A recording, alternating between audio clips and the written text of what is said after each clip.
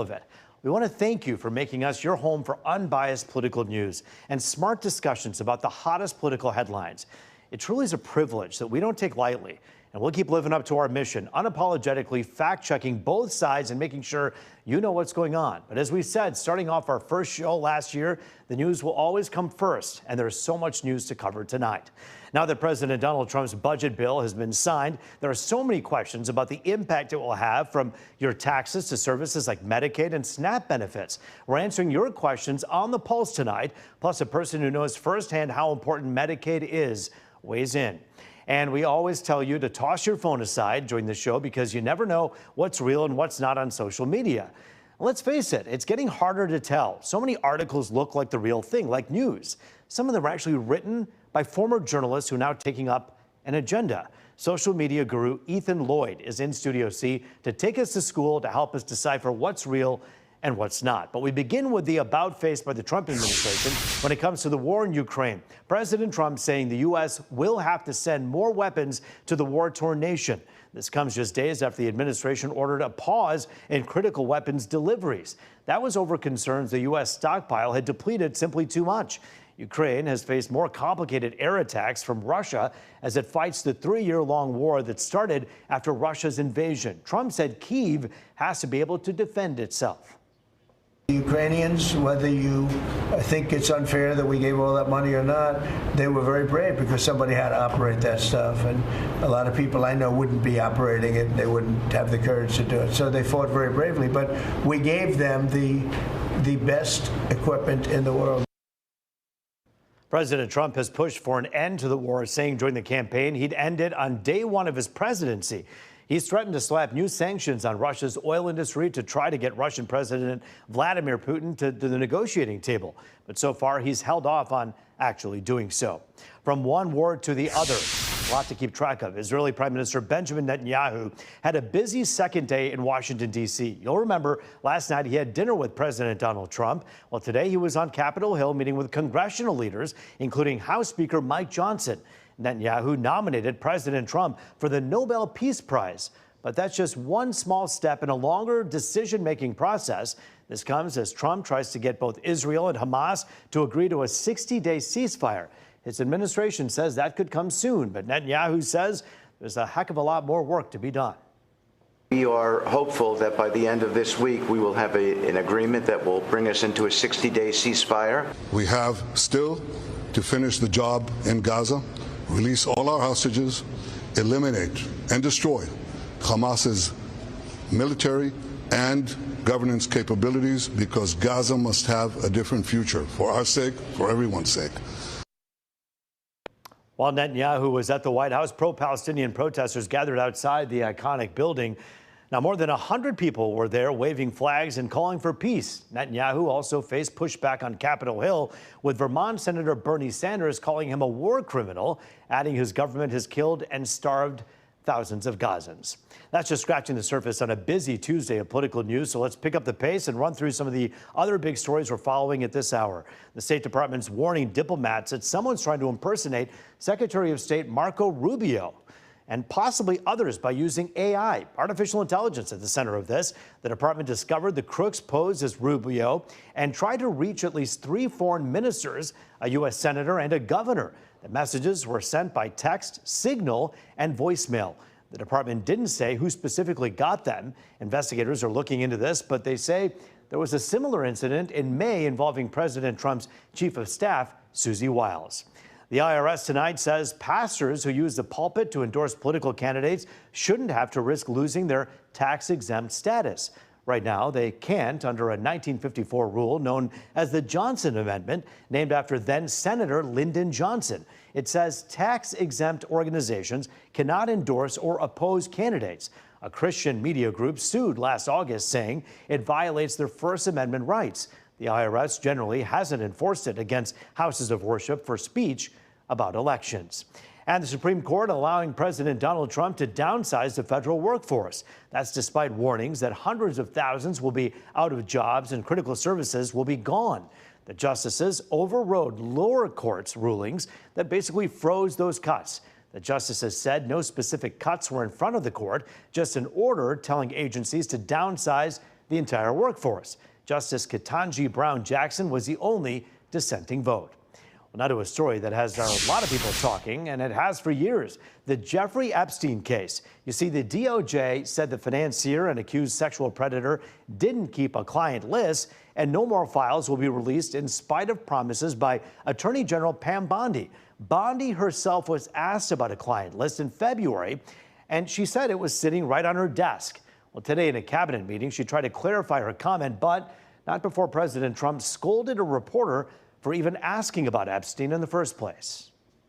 Could I just interrupt for 1 second? Are you still talking about Jeffrey Epstein? This guy's been talked about for years. You're asking, we have Texas, we have this, we have all of the things.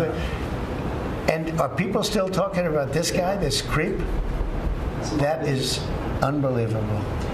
Do you want to waste the time, and do you feel like answering? I don't mind answering. I mean, I can't believe you're asking a question on Epstein at a time like this, where we're having some of the greatest success and also tragedy with what happened in Texas. It just seems like a desecration, but you go ahead.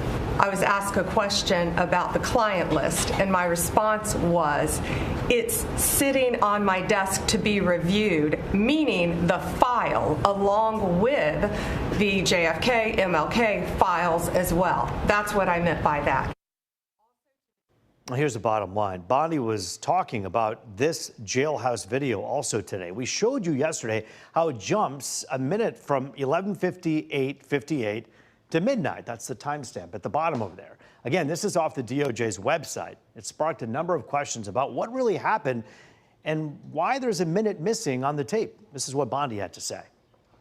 A minute that was off the counter, and what we learned from Bureau of Prisons was every night, they redo that video. It's old, from like 1999. So every night the video is reset, and every night should have the same minute missing. So we're looking for that video to release that as well, showing that a minute is missing every night. Epstein was found dead in his jail cell in August of 2019, just weeks after his arrest on sex trafficking charges. Authorities ruled it a suicide, his death ending any possibility of a trial.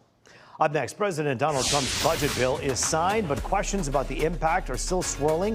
Whether you're left or you're right, Republican, Democrat, you want to know how this could impact you. And we're hearing from a financial advisor and an activist who knows firsthand how important Medicaid is. You're watching The Pulse here on Fox 2.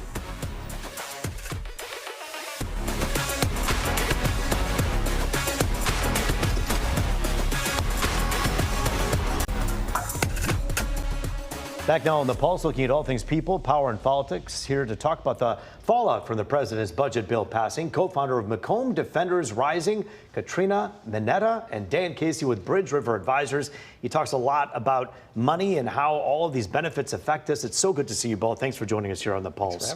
We've had you both on before talking about all kinds of stuff that's in this 800-page plus bill and how it affects us at home. And we always say this show is about you, and on this one-year anniversary, we want to remind you that if you ever have a question for experts, you can just write to us, and we will ask your question on the air. And that's what we're doing right now. I'm going to begin with a question for Dan Casey from UpDZ. I love the names, by the way. Thank you, Z, for writing in here today. You keep saying, I keep hearing that all the no tax on question mark is only temporary. What is the real answer? And if temporary, why? So we're talking about perhaps the no tax on Social Security, the no tax on tips, the no tax on overtime. When you look at the bill and the effects of it, Dan, what sticks in this bill? I think the big one, at least my clients anyways, are talking about is Social Security taxation. Is it? But first I'm going to answer her why. Why I think it was temporary on some of this was, I think, because it was able to get through the legislation faster. It was able to get it voted on easier. But Social Security taxation was the big one. I even on your show said there's no way that's going to pass. That one I happened to be right on. Yeah. They couldn't do it. So what they did is they just offer, basically it's just another $6,000 deduction that they can add on to their standard deduction. Has absolutely nothing to do with Social Security. But it is temporary for some reason. That ends at 2028. So, and you can only do it if you're 65 or over. Has nothing to do with whether you're on Social Security or not. But if we, just objectively speaking, that is a positive part of the bill. There are a lot of things that people are upset about in the bill. But for instance, my mother, my father, who are in their 70s, will look at this and say if they make $75,000 or less in retirement, they can actually get an extra bonus, which is good. It's awesome. Yeah. So when you put the standard deduction for a married couple, $43,000, on top of Social Security, it's basically you're not going to be paying a whole lot of taxes. So it's a really good thing. There are some things in the bill that we're talking about that will help so many people. There are other things that people are worried about. And Katrina, you yourself, on a personal level, understand why Medicaid is so important. Let's begin there. Why is this so important to you? This is a passion project for you. Yeah, well, my aunt's on Medicaid. She's mentally disabled. And so I've seen firsthand what Medicaid means to so many people. And speaking in my community every day, meeting people every day who are on Medicaid, their children with Down syndrome, parents, mothers. I mean, people, I would really love for people to understand that the people on Medicaid are everyday normal people. It could be your mother, your brother, your sister, your father, because people don't plan to be on Medicaid. Medicaid is not something that anyone aspires to be on, Sure. right? It could be an emergency that puts you in a situation where you are no longer able to work. We were talking to some nurses yesterday who were actually on strike in Metro Detroit, and they were talking about how some of them have to work multiple jobs. Nurses who are taking care of other people, some of them are actually thinking about applying for Medicaid, and they're worried about how that will all look. Bottom line is this. We have a question from a Fox 2 viewer right to you, Katrina, and this is the question that we want to know. And we are trying, by the way, really hard to answer this question. But unfortunately, when a bill is just signed, we don't know the effects until close to 2027 when all this goes into effect. But Kevin is saying, will there be definite cuts in Medicaid food cards, Medicare, and Social Security? Or is this all Democrat hype? I need facts, not speculation. Katrina, is it hard to separate emotion from facts with this bill? I think always it's hard to separate emotion from facts. We're talking about real people, right? I mean, the fact of the matter is there's almost $1 trillion in cuts to Medicaid out of this bill. And the Congressional Budget Office estimated that's about 17 million Americans that will lose their coverage. So the fact of the matter is that people will be harmed. Let me ask you this. When you talk about the work requirements that are being asked to put in place with this, basically saying you have to work charitable work, go to school, or do a job for a certain number of hours every week if you are able-bodied. Do you have an issue per se with that? Do you think there's an issue there? I think that the real answer here is that most people on Medicaid already do work or they can't work. So where they're going to find people that aren't working that are able-bodied, I don't know. I think this is a heavily monitored issue. So it's already been proven that in Arkansas, people when they instill worker requirements, able-bodied people get dropped off Medicaid. Both of you are obviously talking to many people who are affected by this. And so, Sonia, you're asking a very good question here on The Pulse. I want to get to your question. We always appreciate you writing in. You're saying, what is the truth when it comes to the timeline to when each part of the bill goes into effect? Dan, I want to take you for this one. What are you looking at? 2027 is when things go into effect, yes? It seemed like the majority of them, that like the deductions and even the Social Security taxation, it started 2025. Even the Trump accounts. Which, if you're born in 2025, the government you're able to set up an account for your newborn, and the government will deposit $1,000 into your account, and that's this year. It's the same with the deduction, the increased deduction for those 65 and up happens this year. So it seems like a lot of them, at least in my world, start happening this year. What about the Medicaid cuts that they're talking about? Is that a 2027 deal, Katrina? Medicaid is in 2027. Talk about that for a moment. A lot of people are saying this is political strategy because there are so many midterm elections in which Republican lawmakers who voted yes on this bill would be up for their jobs really on the line. Do you see it that way? It's one of my concerns because I think that it is a political strategy. And I think that in this interim time here, we really have to let the public know what's going to happen. I think we're already starting to see, I know there's a clinic in Nebraska that is decided to shut down because most of their patients are on Medicaid. So you might see some interim, consequences, but overall, it's going to hit in 2027, and it's unfortunate. I want to get into those Medicaid cuts a little bit from someone in your position, Dan, as well. When it comes to looking at how the cuts affect people, we automatically go to this person will be cut from Medicaid. But in fact, we understand that sometimes it's a facility that may lose dollars. Talk for a moment about that.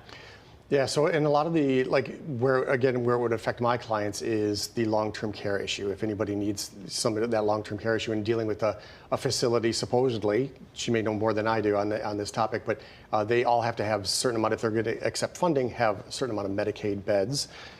So I could, absolutely see that affecting those facilities. Katrina, what's the question that no one's asking that you wish people would talk about? how is this going to affect people, right? I don't think that we've humanized this enough.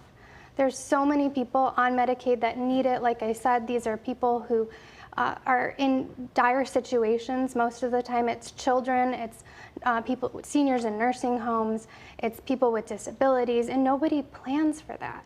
So I think, no one's receiving a check for Medicaid. I think that gets missed a lot. There's a lot of talk around the bill or around the Medicaid cuts that it's just like waste, fraud, and abuse. But a lot of this is a heavy regulated program.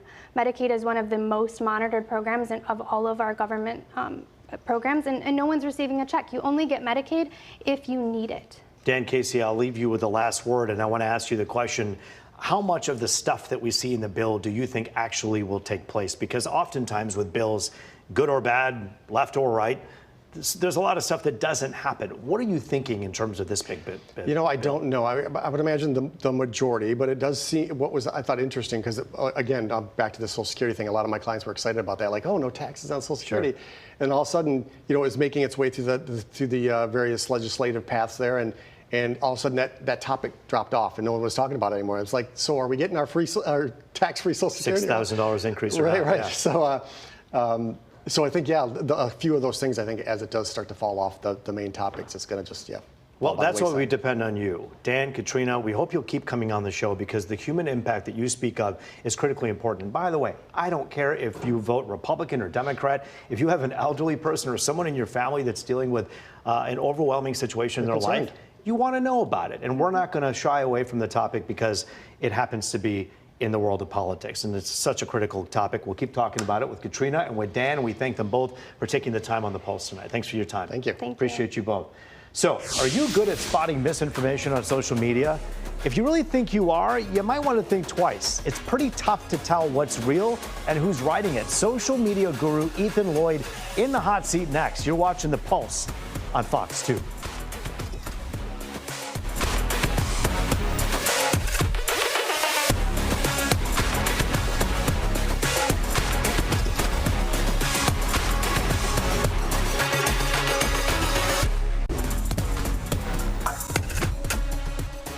It is People, Power, and Politics. Welcome back to Detroit's only nightly political talk show on this one-year anniversary of The Pulse.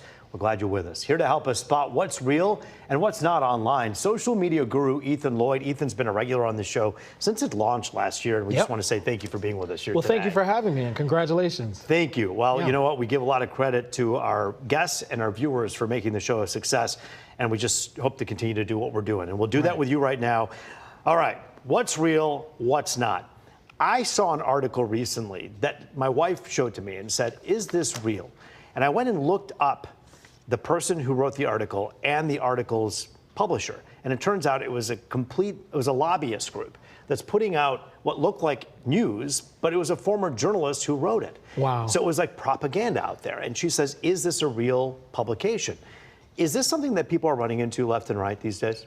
It is, and it's something that people are seeing a lot of on social media. We are dealing with a time, for the first time ever, we don't know if what we're seeing is reality or not because of artificial intelligence, and that is very scary.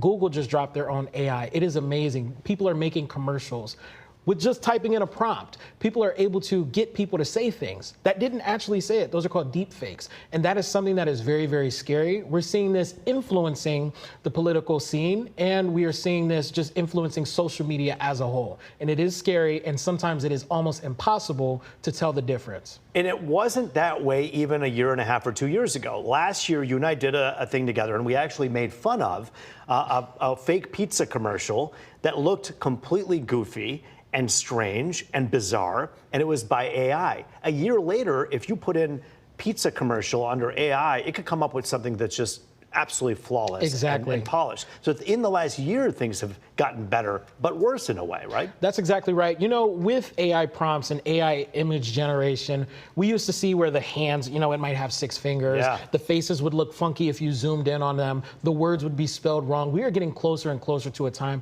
Elon Musk mentioned this years ago. He said we are going to get to a point where AI is going to be indistinguishable from reality. You won't be able to tell real life from AI. And what we need are systems and programs in place that can tell us immediately, not if you search it up, but immediately, this is not real. That's what we don't have yet.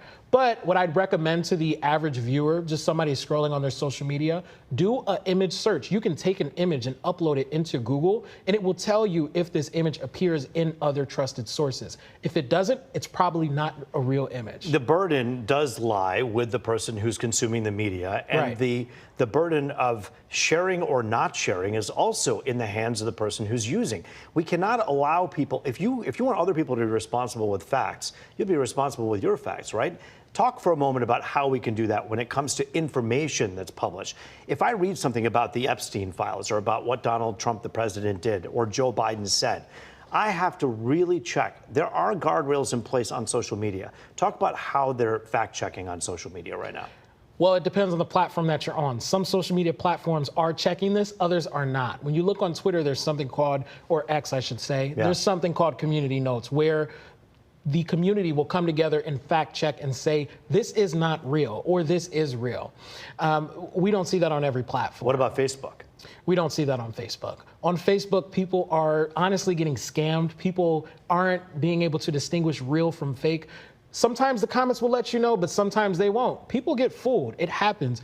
And especially for people that are not social media savvy like myself, you know, we have elders in our family who are on social media. We need to really protect them and make sure that what they're seeing is real. And what we have to do is take it a step further. If it's an image, upload it into Google and see if it shows up anyplace else. If it doesn't, put a question mark by that. For videos, you're just going to have to hope and trust. Do your research, look it up, do what you can on your part. And finally, the thing that the nation's leaders have to do is their part. Lawmakers, the onus is on them, our lawmakers, to start putting regulations in place. And I know people hear the word regulations and they think it's a left word or right. Sure. I'm talking about making sure that what we are seeing, we know is real. How important is that? And are people having that conversation? Right now, there is not enough policing on AI. There is not enough software in place there is not enough cybersecurity for AI. It is a mega computer. It is smarter than whatever phone you have in your pocket. It is, and it takes a lot of data. We have to understand that in our country, the currency is data. These mega monopoly companies, Facebook, Google, they sell data. They share it across the world. That is at the disposal of AI. We need to be able to have more security around that and legislation supporting that. And we're not seeing that right now. And one thing, we could all use a little bit of humble pie when you think you're so sure about something you read. When someone says, are you sure? Say, you know what? Let me check again. Exactly. Maybe I'm not sure. We have to do that in our business, as you know, in journalism every day. course. You check, you verify, you triple check, you make sure what you're talking about is real. It's a hard job, but that's why people do it full time. And now the onus is on the people at home to try to do that themselves. That's exactly right. Ethan Lloyd, social media guru, regular on The Pulse. We thank you for your time. Always great to see you, my man. I appreciate you. Thank Wonderful you. to have you. That is The Pulse for tonight. If you like the show and you want to share it, look for the link on our website or on Fox Local and share it with your friends. And remember, verify, then share on social media. I'm Roop Raj. As always, it was great to be with you. And thanks for being with us last year. Here's to many more. Thank you again, Ethan.